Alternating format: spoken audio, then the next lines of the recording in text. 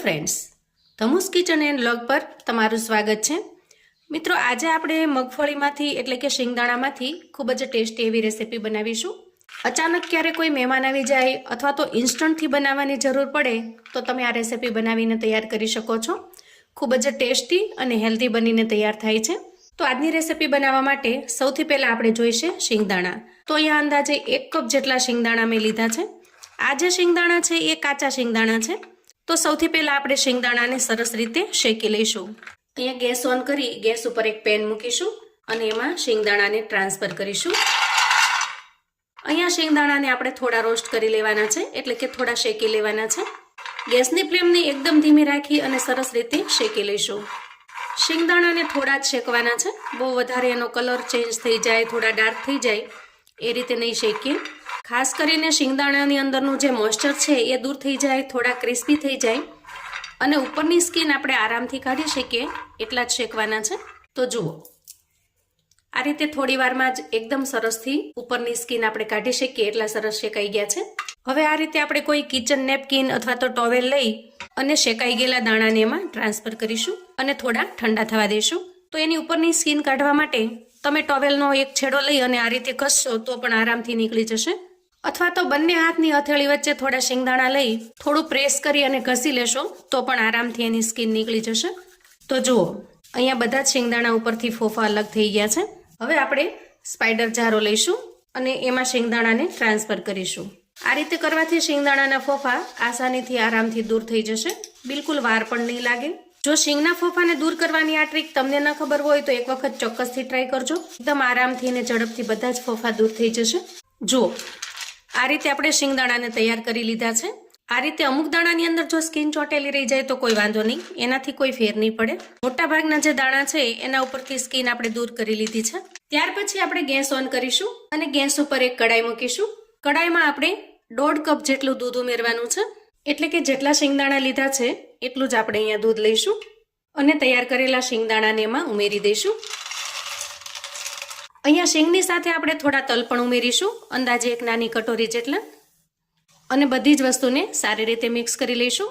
તમે અહીંયા તલની જગ્યાએ કાજુનો પણ ઉપયોગ કરી શકો છો, પણ ઘરમાં જે કાંઈ વસ્તુ હોય એનાથી ફટાફટથી બનાવી શકાય એટલે મેં અહીંયા તલનો ઉપયોગ કરેલો છે. વધારે રીચ બનાવવા માટે કે વધારે સ્વાદિષ્ટ બનાવવા માટે તમે અહીંયા કાજુનો પણ ઉપયોગ કરી શકો છો. હવે જુઓ, ગેસની ફ્લેમને આપણે એકદમ ધીમી રાખી આ રીતે ચલાવતું જવાનું છે. થોડી વારમાં જ શિંગદાણા અને તલ છે એ બધું જ દૂધ શોષી લેશે અને એકદમ સરસ તૈયાર થઈ જશે. જુઓ, આ રીતે મિક્સ કરી લેવાનું અને થોડું થોડું ચલાવતું જવાનું. હવે અહીંયા દૂધ સરસ રીતે ગરમ થઈ ગયું છે અને ઉફાળ પણ આવવા લાગ્યો છે. એ સમયે આપણે એક નાની વાટકી જેટલી દૂધની મલાઈ લઈશું. ઘરમાં રૂટીનમાં જે દૂધ આવતું હોય અને એની જે મલાઈ નીકળતી હોય એ મલાઈ આપણે અહીંયા ઉમેરીશું. કેમ કે આજની રેસીપીમાં આપણે માવો કે મિલ્ક પાવડર કશી જ વસ્તુનો ઉપયોગ નથી કરવાના. તો રેસીપીને એકદમ રીચ બનાવવા માટે આપણે અહીંયા મલાઈ ઉમેરીશું. દૂધમાં થોડો ઉફાળ આવવા લાગે એટલે તરત જ આપણે મલાઈ મેળવી દેવાની છે. તેથી ગરમ થયેલા દૂધની અંદર મલાઈ છે એ સરસ રીતે મિક્સ થઈ જશે અને આ દૂધનું ટેક્સચર એકદમ સરસ ક્રીમી બની જશે.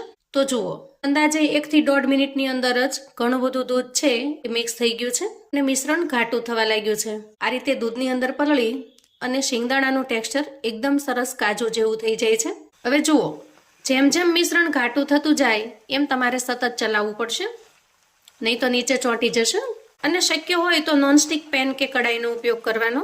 હવે જુઓ, અહીંયા બધું જ દૂધ છે એ શિંગદાણા અને તલની અંદર સારી રીતે સોક થઈ ગયું છે અને મિશ્રણ એકદમ સરસ ઘાટું પણ બની ગયું છે. આ સમયે ગેસની ફ્લેમને આપણે બંધ કરીશું. ગેસની ફ્લેમને બંધ કર્યા પછી પણ થોડી વાર સુધી આપણે સ્પેચ્યુલાની મદદથી ચલાવતા રહેવાનું છે, જેથી પેન ગરમ હોવાથી નીચે તળિયે ચોંટી ન જાય. અને જો આ રીતે તમારે ચલાવવું ન હોય તો મિશ્રણને અલગ વાસણમાં કાઢી લેવાનું. તો મિશ્રણને સરસ રીતે ઠંડુ થવા દઈએ. હવે આપણે એક મિક્સર જાર લઈશું અને તૈયાર થયેલા મિશ્રણને જારમાં ટ્રાન્સફર કરીશું. ઢાંકણ ઢાંકીશું અને સરસ રીતે ક્રશ કરી લઈશું. તો જુઓ, અહીંયા આપણે એકદમ સરસ બારીક પેસ્ટ જેવું બનાવી લીધું છે. બિલકુલ દાણા દાણા ન રહે અને એકદમ સરસ પેસ્ટ જેવું બની જાય એ રીતે આપણે મિશ્રણ તૈયાર કરવાનું છે. મિશ્રણને પીસતી વખતે જો થોડું ઘાટું લાગે તો 4 થી 5 ચમચી જેટલું દૂધ ઉમેરી દેવાનું. એમ કરવાથી મિશ્રણ થોડું ઢીલું પડશે અને તમે આસાનીથી ગ્રાઇન્ડ કરી શકશો.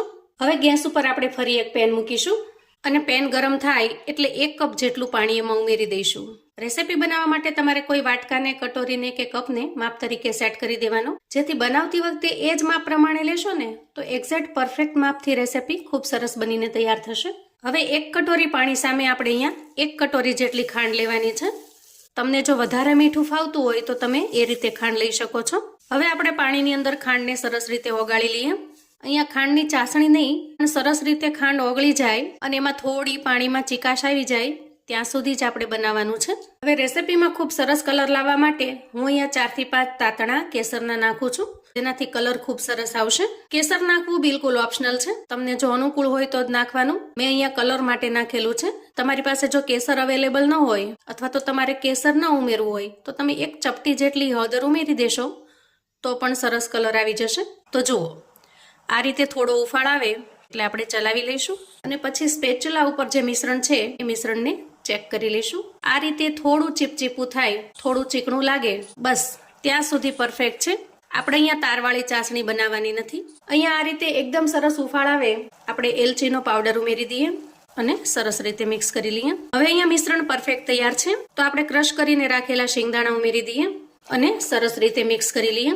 આ રીતે એના બધા જ ગાંઠા દૂર કરી લેવાના. આજની રેસીપીમાં આપણે માવો નહીં મિલ્ક પાવડર કે નહીં કન્ડેન્સ મિલ્ક કશું જ ઉમેરવાના નથી. માત્ર શિંગદાણા અને દૂધથી જ એકદમ ટેસ્ટી એવી મીઠાઈ બનીને તૈયાર થશે. બજારમાં જે ખૂબ મોંઘી મળતી મીઠાઈ છે એ તમે આસાનીથી, આરામથી, કોઈ પણ જાતની ઝંઝટ વગર ઘરે બનાવીને તૈયાર કરી શકો છો. જુઓ, આ રીતે ચલાવતું રહેવાનું છે. ફક્ત 2 મિનિટની અંદર જ આ મિશ્રણ સરસ ઘાટું થવા લાગશે. હવે જુઓ, જ્યારે બરાબર પાકવા લાગે ત્યારે એના અંદરથી આ રીતે છાંટા ઉડે છે, તો એ સમયે થોડું કેરફુલ રહેવાનું, નહીં તો છાંટા ઉડવાથી ઘણી વખત દાજી પણ જવાય છે. અહીંયા અંદાજે 2 મિનિટમાં જ મિશ્રણ એકદમ સરસ ઘાટું થઈ ગયું છે. એ સમયે આપણે એના અંદર 1 ચમચી જેટલું ઘી ઉમેરીશું અને મિક્સ કરી લઈશું. ઘી ઉમેરવાથી મીઠાઈ એકદમ સરસ શાઇનિંગ વાળી બને છે, કેમ કે આ મીઠાઈ બનાવવામાં આપણે ક્યાંય પણ ઘીનો ઉપયોગ કર્યો નથી, માત્ર દૂધ અને શિંગદાણાનો જ ઉપયોગ કરેલો છે. તો થોડું ઘી ઉમેરી દેશું, એનું ટેક્સચર પણ ખૂબ સરસ થઈ જશે અને મીઠાઈ પણ ખૂબ સરસ શાઇનિંગ વાળી બનશે. અંદાજે 2 થી 2.5 મિનિટની અંદર જ મિશ્રણ એકદમ સરસ ઘાટું થઈ ગયું છે અને જેમ જેમ આ મિશ્રણ ઠંડુ થતું જશે એમ વધારે ને વધારે ઘાટું થતું જશે. તો ગેસની ફ્લેમને આપણે અહીંયા બંધ કરીશું અને મિશ્રણને થોડી વાર માટે આ રીતે ચલાવી લેશું. તો જ્યાં સુધી પેન ગરમ છે ત્યાં સુધી આ રીતે ચલાવી લેશું અને પછી સરસ રીતે ઢાળી અને એના પીસ કરી લઈશું. હવે આ રીતે કોઈ બટર પેપર અથવા તો પ્લાસ્ટિકનો ટુકડો લઈ લેવાનો છે. બટર પેપરને આપણે ઘીથી ગ્રીસ કરી લઈશું અને તૈયાર થયેલું મિશ્રણ એમાં ટ્રાન્સફર કરીશું. તો જુઓ, આ રીતે મીઠાઈને આપણે સરસ રીતે સેટ કરી દીધી છે. હવે એને સામાન્ય તાપમાને 2 થી 3 કલાક અથવા તો 1 કલાક સુધી ફ્રીજમાં મૂકી દેશો તો એકદમ સરસ સેટ થઈ જશે. અને સેટ થઈ જાય પછી આપણે એમાંથી સરસ મજાના પીસ કરી લઈશું. તો જુઓ, 1 કલાક ફ્રીજમાં રહેવાથી એકદમ સરસ સેટ થઈ ગઈ છે. તો થોડો ચાંદીનો વરખ લઈશું અને સરસ રીતે સેટ કરી દઈશું. ત્યાર પછી તમને જે રીતે ફાવે એ રીતે મનપસંદ પીસ કરી લેવાના છે. તો મિત્રો, આપણે અહીંયા બનાવી છે આજે શિંગદાણામાંથી એકદમ સરસ મજાની શિંગદાણા કતલી. જેવી રીતે આપણે કાજુમાંથી કાજુ કતલી બનાવીએ છીએ એવી જ રીતે અહીંયા શિંગદાણામાંથી આપણે કતલી બનાવીને તૈયાર કરી છે. ટેસ્ટમાં એકદમ લાજવાબ અને ખૂબ જ ટેસ્ટી એવી લાગે છે. તો મિત્રો, આવું અવનવું જાણવા માટે અને મને સપોર્ટ કરવા માટે ચેનલ પર જો તમે નવા છો તો પ્લીઝ ચેનલને સબસ્ક્રાઇબ કરો. વિડીયો ગમે તો લાઈક અને શેર કરો. કોમેન્ટમાં મને ચોક્કસથી જણાવજો મિત્રો કે આજની આ ટેસ્ટી એવી કતલીની રેસીપી તમને કેવી લાગી છે. મળીશું એક નવી રેસીપી સાથે. ત્યાં સુધી આવજો મિત્રો.